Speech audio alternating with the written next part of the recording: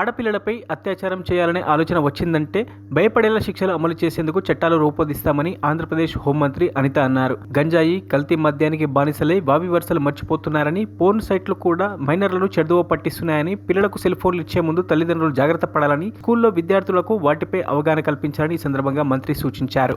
9 years baby అమ్మాయి అత్యాచారానికి గురయ్యి అమ్మాయి హత్యకి గురయ్యింది. ఇప్పటికీ కూడా అంటే బాడీ కూడా ట్రేస్ అవుట్ అయ్యే పరిస్థితి కూడా కనిపించలేదు.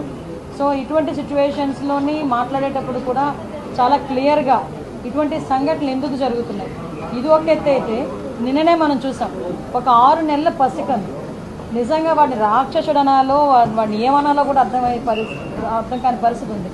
అటు ఒక చిన్నతాత వరుస అయిన వ్యక్తి ఆ అమ్మాయిని అబ్యూస్ చేయడం, 6 నెలల పసికందు మీద కూడా అత్యాచారానికి ఒడిగొట్టడం నిజంగా చూస్తూ ఉంటే కొన్ని సిచ్యువేషన్ అతని సిచ్యువేషన్ కూడా మేము అక్కడ ఎస్పీ గారిని కూడా నాకు తెలిసిన వెంటనే నేను ఎస్పీ గారితో మాట్లాడడం జరిగింది.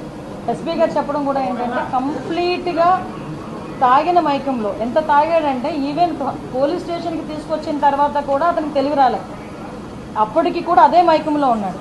అలాంటి మైకంలో ఆ పిల్లని చిన్న పసికొందిని అత్యాచారం చేసిన సంఘటన కానీ ఇవన్నీ చూస్తూ ఉంటే చంద్రబాబు నాయుడు గారు నిజంగా స్టార్టింగ్ ఇవే టాపిక్స్ ఎత్తుకున్నారు.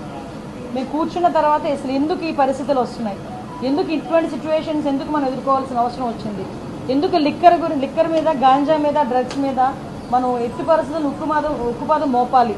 ఈ గంజాయి మత్తులోని కానీ, డ్రగ్స్ మత్తులోని కానీ, ఈ మద్యం మత్తులోని కానీ వీళ్ళు చేసిన అరాచకాలు చూస్తూ ఉంటే ఎక్కడో ఒకటి వీళ్ళకి ఫుడ్ స్టాప్ పడాలి అనే ఉద్దేశంతో ఎస్పెషల్లీ ఈ 2 కేసుల విషయంలో మనకి విజయనగరం జిల్లాలోని రామభద్రాపురం మండలం జీడిక వలసలోని జరిగిన 5 నెలల పసికందు మీద జరిగిన అత్యాచారం కానీ, ఇప్పుడు ఈ మచ్చుమరిలోని అమ్మాయి హత్య విషయంలోని కానీ చాలా సీరియస్గా స్పందించి గౌరవ ముఖ్యమంత్రి గారు ఈ 2 ఇష్యూస్కి కూడా ఒక స్పెషల్ కోర్టును కూడా ఇమీడియట్గా ఏర్పాటు చేసి ఆ స్పెషల్ కోర్టు ద్వారా అతి తొందరగా నిందితులు ఎవరైతే ఉన్నారో వాళ్ళకి శిక్ష పడే విధంగా చేయడానికి ఆదేశాలు కూడా జారీ చేయడం జరిగింది. మరిన్ని అప్డేట్స్ కోసం మా ఛానల్ని సబ్స్క్రైబ్ చేయండి.